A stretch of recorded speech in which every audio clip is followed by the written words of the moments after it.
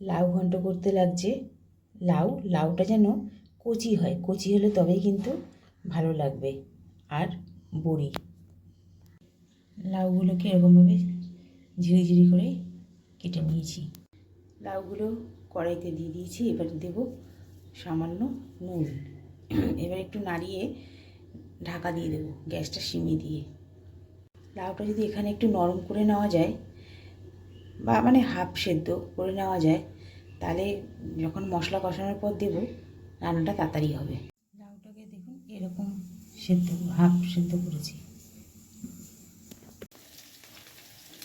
হলুদ।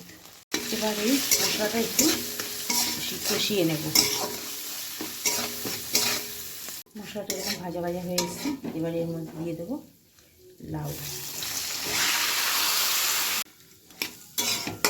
এবার একটু নাড়াচাড়া মশলাটার সঙ্গে মিশিয়ে নেব। এবার দিয়ে দেবো একটু মিষ্টি। লাউতে কিন্তু একটু মিষ্টি বেশিই লাগে। এবার এটা মিশিয়ে 5 মিনিটের জন্য গ্যাসটা মিডিয়ামে দিয়ে ঢাকা দিয়ে রাখবো। ওটা এরকম হয়ে এসেছে। এবার দিয়ে দেবো বড়িগুলোকে এরকম ভেঙে নিয়েছি।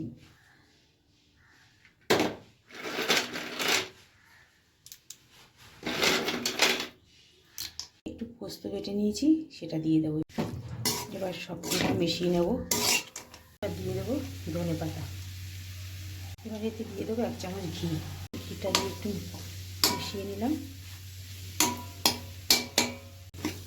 এবার আমি নামিয়ে নেব। হয়ে গেছে লাউয়ের ঘন্ট বড়ি দিয়ে। বড়ির ঘন্ট আমার রেডি। এটি নিরামিষের দিনে ভাতের সঙ্গে খেতে খুবই ভালো লাগে। লাউ বড়ির ঘন্ট, এই রেসিপিটি যদি আপনাদের ভালো লাগে তাহলে আমাকে একটি লাইক, কমেন্ট, শেয়ার এবং আমার চ্যানেল মনের ইচ্ছেকে সাবস্ক্রাইব করার অনুরোধ রইল।